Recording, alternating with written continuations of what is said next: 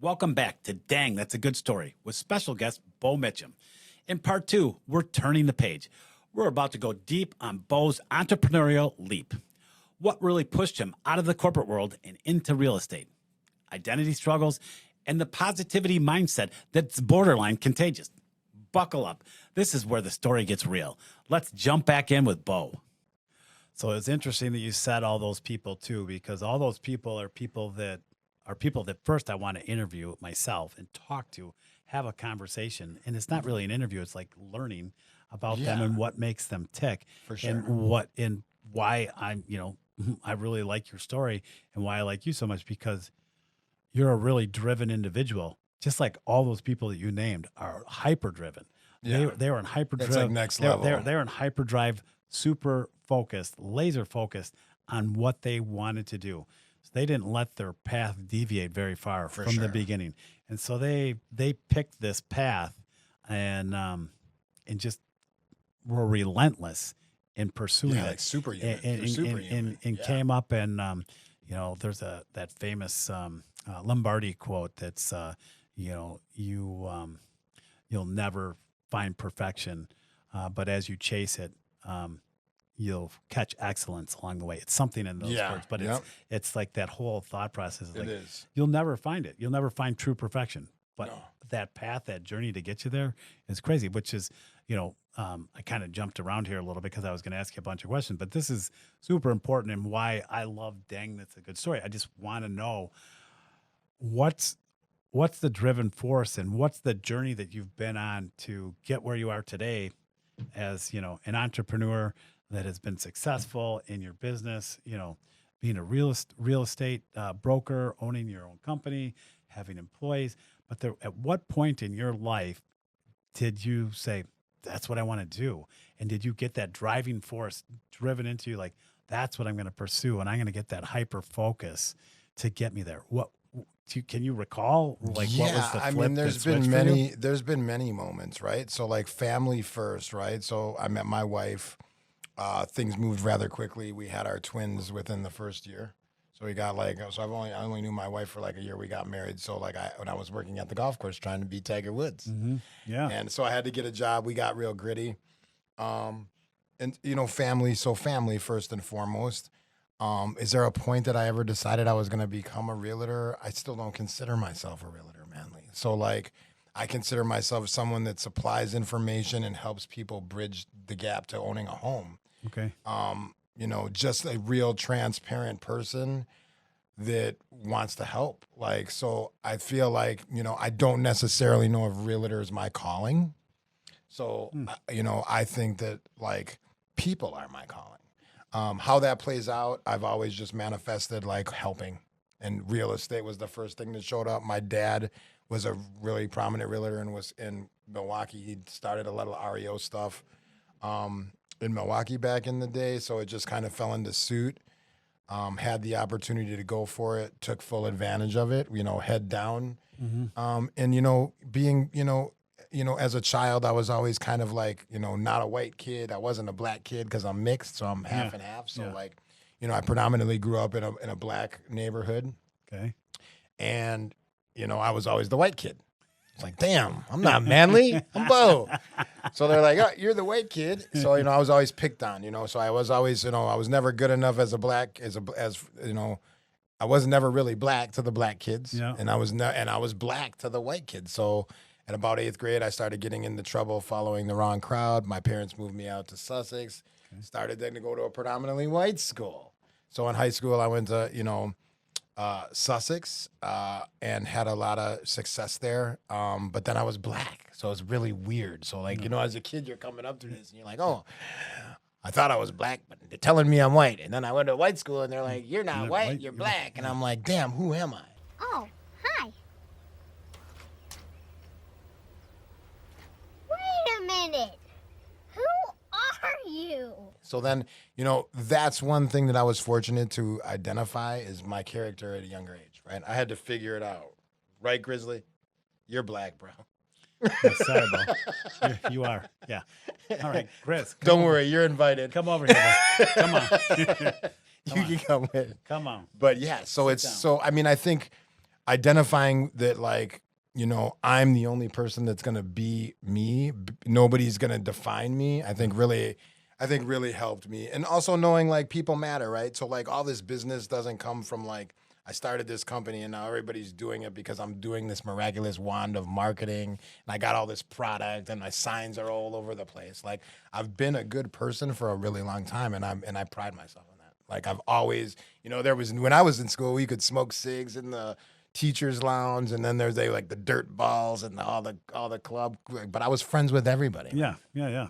So like no, I think that is what pays off. You know what I mean? I think always being there for people that you might not even like. Has people called you the mayor before or anything like that? No, I'm not trying to be the mayor. Though. No, but I mean, it's that personality trait of just like, yeah, it takes all kinds, and I'm not judging anybody. I'm who I am, and I want to truly be friends, and I'm interested in help. And again, that's the same lines of that positivity. Yeah, right? Like I'm just saying positive, you know, and all those things you told me, man, those could have gone a lot of different ways.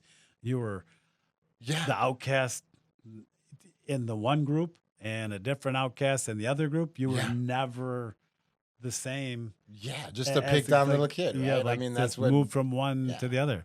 It's kind of how the bullying things works if you can survive it.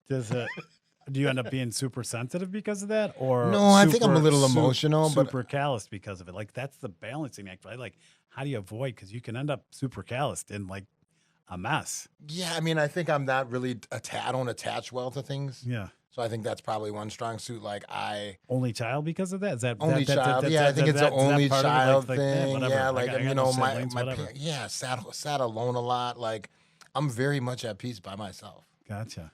My wife doesn't like it, but she gets it. Like, you know, I mean, and I don't think there's anything wrong with that, right? No. I mean, I just think it's a good place to be.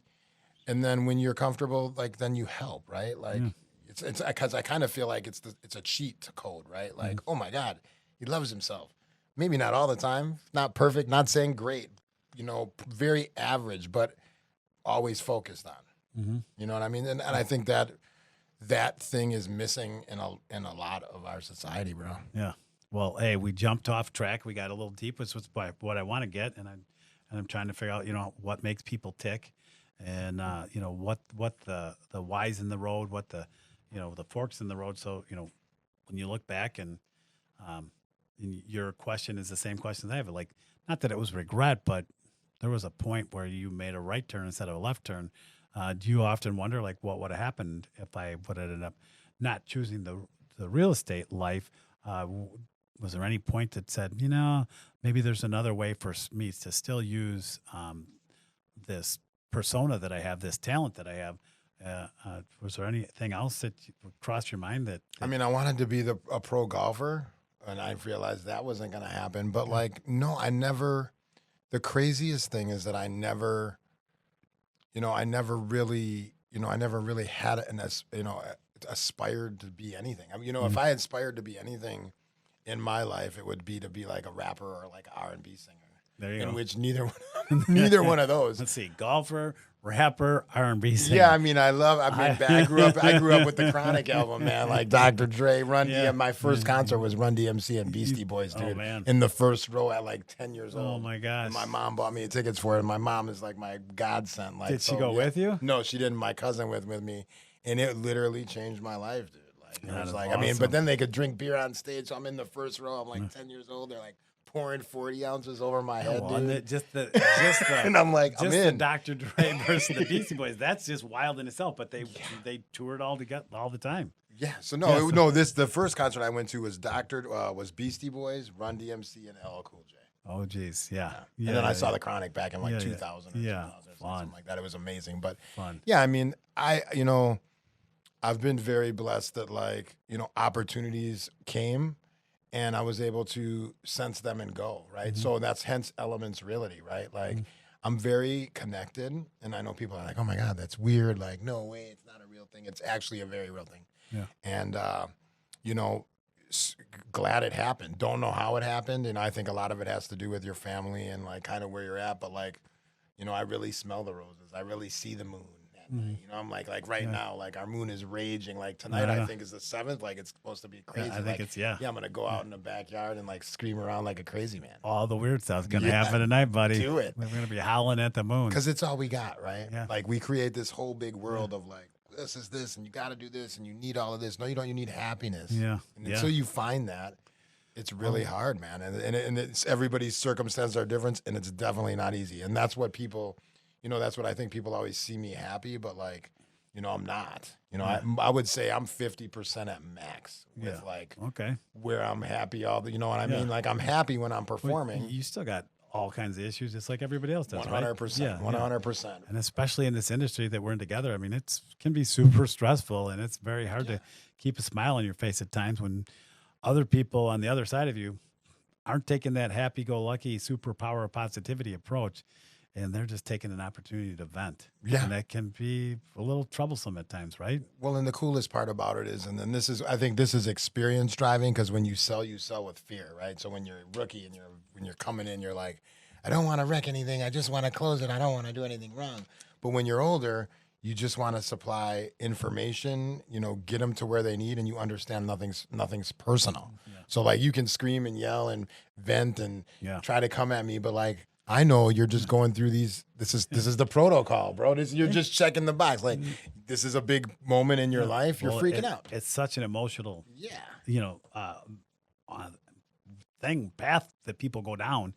It gets a little wild. It does. People and I recognize it because I've been doing this for a long time myself, and it's just like but still, there's moments. I mean, I'm a sensitive individual. Like, hey, I know this shouldn't bother me. They're just freaking out because they're freaking out. Yeah, it has really nothing to do with me at the end, but they're still lashing out at me at times. Like, I still have those moments. Like, okay, you want to be like, hey, what? You can take your loan and stick it up your dang. Yeah, no, stick it up your dang keister.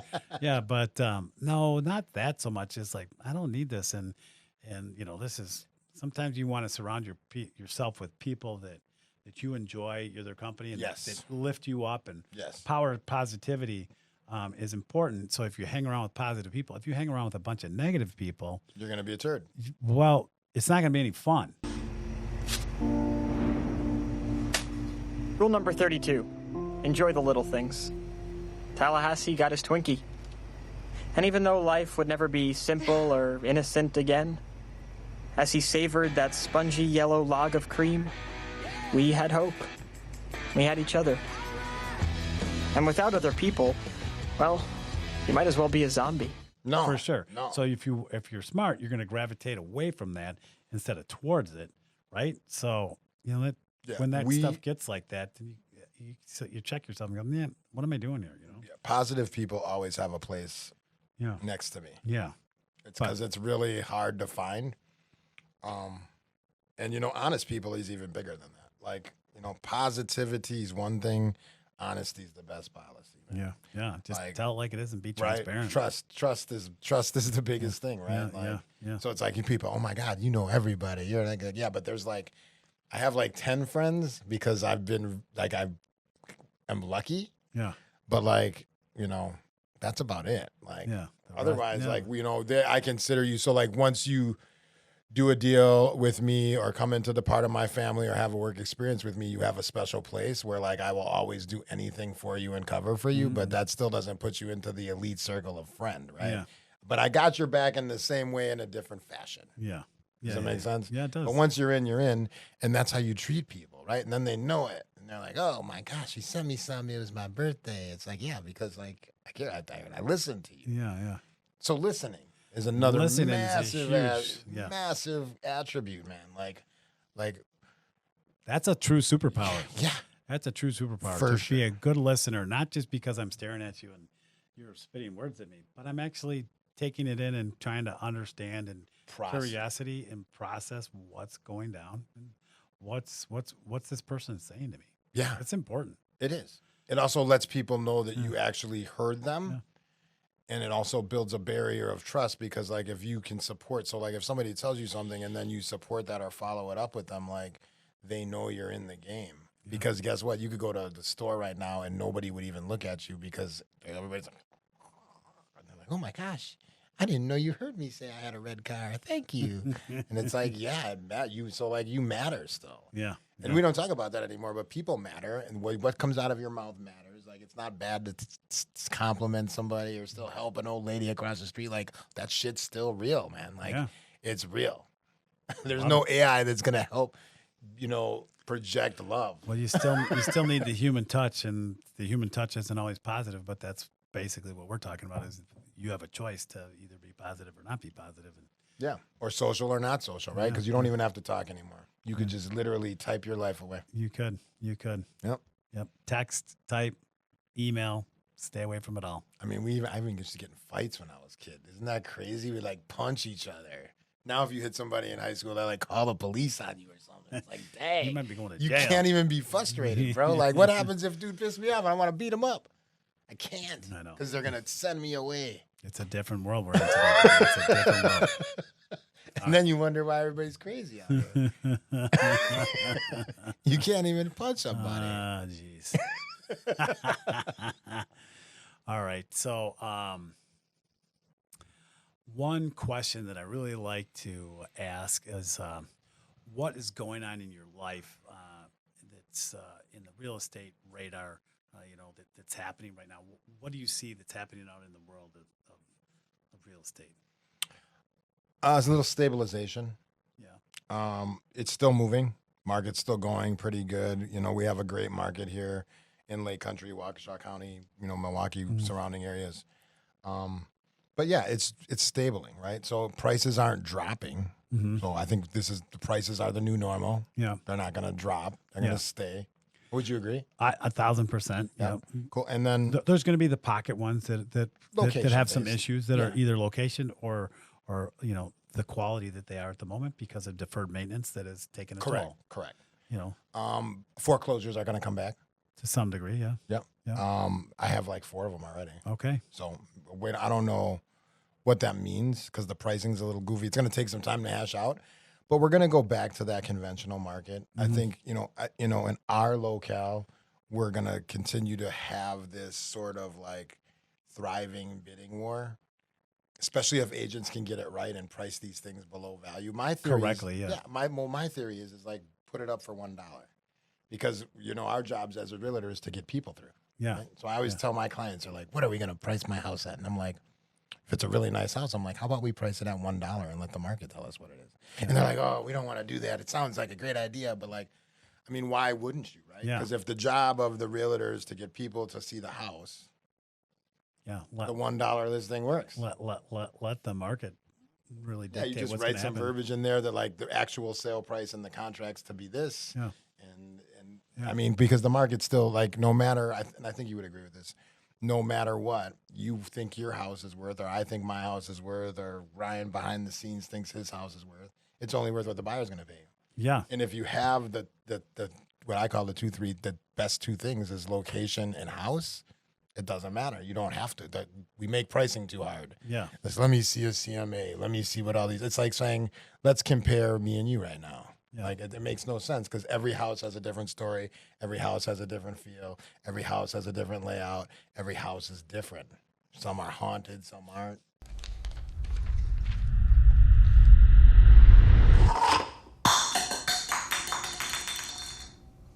Good thing we switched to plastic.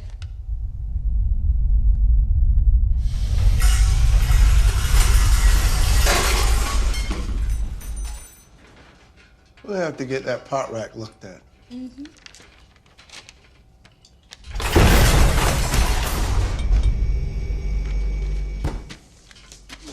It's all real shit. And when was the last time you were in a haunted one? It's been a while, but I've been in many, and it's real. Yeah. For sure. 100%.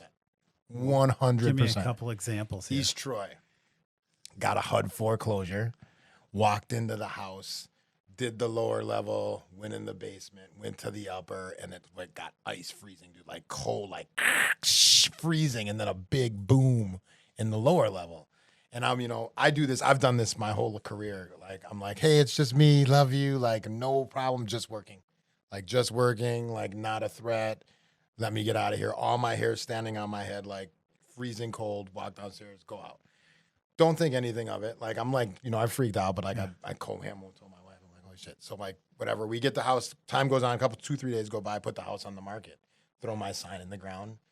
And then one of the neighbors calls me and says, hey, did you know that house was haunted? And I'm like, no, what's going on? Blah, blah, blah. This is one of many, right? I got like, this is just the main one that I was we can in write a that book shit. on the ghost I was stories. standing there and it happened, dude, for real. And so like, the neighbor calls me and she's like, the last 3 people that lived in that house have only been in there like 6 months and they jet. And then she told me that the last story is that it was a younger couple that had a newborn baby, and where I was in that upper level, like the baby started screaming, the mom ran to the room, and when she got to the room, the sheets like flew in the air and flew on the ground, and they pulled the mattress, and like the baby was like laying in the bed, and they grabbed their shit, left, and never paid another bill and foreclosed. No Yep. way. And that's what I said. I'm like, that's what I said. I'm like, holy shit. And then it all made sense to me because I was in there, and then like anytime I went in that house, Manley, one of the levels was literally like below 0. Like, it would be like so cold in that thing, you're crazy. Okay, this is getting deep into our industry, but do you put that in the real estate industry? Well, you didn't have to, but now you do. So because because it's so real, like you never had. So that was back in the day, like didn't have to, but like now you do have to disclose paranormal activity because it's real. Oh my Lord! And I've seen them way more than once, though, bro. I've been in houses where like I'll walk in the door, I'll be walking around, and like something will completely just pass right through me, and I'll be like, right in my hole. Look at like right now, dude. Like all my hair, I'm like, oh my God, sorry. Please just let me out of here. I pack my stuff and I run in the car and call my life every time. I'm like, holy crap, that's haunted. Oh my God. And there's a lot more. There's a lot more of those, but yeah, it's real. Interesting. It's real stuff, man. Interesting. It is real stuff. Well, this kind of is one of my questions is sort of like because I always like to just dig deep and get something out of you, out of anybody to hear. What was the thing that scared you the most when you first started being a realtor? Like, what really made you feel like, can I do this? Like, yeah, I mean, not knowing, right? Asking questions, failing. Mm-hmm. Like not being able to handle it. And after time, right, it's hard to always pat yourself on the back. So it always sounds kind of sunny, but like there actually is a way to figure out how to do things if you put in the time. Yeah. Right. And then that's where the work's earned. And then that's where you understand who you are, right? Like that's where you're like, wait, how did you do it? Well, like, yeah, remember I ran up against the wall. I was scared, didn't know what I was doing, and have no clue. But then I called people, said, help. Yeah. What do I do? Some people would help, some people wouldn't help. The people that did help are still near me. The people that didn't help are the haters. Yeah. The people that hate you for what you're doing and having success and are, Well, you just keep judging chasing. you and I say this to agents all the time, right? Because I got, a growing company, you got people on, like we said, only people that we like, trust, ethics, all of that stuff. Like, I don't really care what you do. If you're an honest person with good ethics, you're in by me, right? Because that's the goal. Yeah. But, all of those things are all human mindset, right? Like, we're scared to fail. We don't want to take the risk. Show me how to do it. Help. Yeah. But, like, if you want to be a big person in this world, like, nobody's going to help you. And now we have the internet, dude. I used to have to take these, like, this was my night. I had to print it all out and then be driving in the car and be like, okay, I'm going here next. Yeah. And now I mapped out using the paper. Yeah. Now they got Chat GPT and people still ask me questions. Yeah. Crazy. It's so crazy to me. It's like, well, it blows my mind, dude. Like, what? I'm not smarter than this one of these AI platforms, but sure, let me ask you, like, because you can, nobody's gonna help you be you until you decide you're gonna be yourself. Mm-hmm. You know what I mean? You gotta help yourself. Yeah, you do. You got to help yourself. And that's the one thing about technology today is if you use it properly, it can be really powerful, but you can also use it the wrong way and it's going to be a mess, right? Yeah, well, then they just refuse rely. to use it. Yeah, rely on it. So it's like copy, paste. Like, no, it's meant for you to have a thought process. It's meant for you to be more articulate. It's meant for you to have an angle. It's not meant for you to be like, copy. Although I do copy and paste some shit myself. But not, you know what I mean? Do you know how to take away the traces? Yeah, you got to copy and paste it, change the font. Do some stuff too. Chop it up. Don't tell anybody. You're late to the party. What's funny? We use this shit. Well, the crazy part is Corp's been using this for years. It's finally just hit the market. Yeah. This isn't like AI came out in 2024. Yeah. And just happened. It's been out for like 7 years, bro. We've been doing all kinds of stuff. For sure. Now it's just out to the public more. 100%. So, yeah, I mean, it's a wild world, man. So, who believed in you the most before you really started believing in yourself? This could be take you back to childhood, could take you back to, I think early, huge influence is my grandma. Okay. She was hilarious, super funny lady. Is she still with us? No, she's not. She died a long time ago. I think I was 9. Okay. But we hung out all the time because both my parents worked. So like my grandma kind of took me, basically raised me from like 3 till about the time she got sick. And just kind of passed away, but huge influence on me as far as like creativity, as far as like it doesn't need to be taken seriously, as far as like life is what you make it. Yeah. Right. So like, that was massive to me because it stuck, right, bro? Like it stuck with me. Like, it's not that serious. We're all going to die. Well, she was a super positive, chill person. Then, I'm assuming based on and managed the whole family, right? Yeah. So like everybody had their own relationship, but I felt like, and she was a tough warrior. So like most of the people in the family got the wrath of grandma, and I got the love of her. Oh, do you know what I mean? Yeah, yeah. So it was really, really unique situation there because most people were scared of the lights of her. Do you have a lot of cousins or anything like that? Yeah, I had a pretty good family growing up. My mom's side and my dad's side, we lots of family around me. My mom and dad definitely supported me tons, always had my back. My mother especially, to this day, she's still with me. My dad has passed as well. Okay. But my mom is still with me, and she's my #1 fan. So, okay. Yeah. And then also my wife, right? Like she basically jumped out with this golf loser that was making like 14 grand a year. And she's like, I told somebody this story the other day, and she told me, she's like, we were dating, she got pregnant, we're going to get married. And she says to me like, you should get an apartment. I'm going to move out of my parents' house. I want to live with you. And I'm like, you're crazy, girl. Like I got no money. I got no job. Like I'm a golfer. Like stay at your parents. We'll figure it out. And she's like, no, I believe in you. You'll figure it out. Yeah. And those words were super powerful. So guess what? The next day I got an apartment. We got and the rest is history. From identity struggles to turning grit into gold, Beau's story is all about preparation meeting opportunity. Hey, but what's next? In part 3, we dive into his mentorship mission, future dreams, and the legacy he's building for his family and beyond. Stay tuned because the best is yet to come. Like and subscribe for more on Dang, That's a Good Story.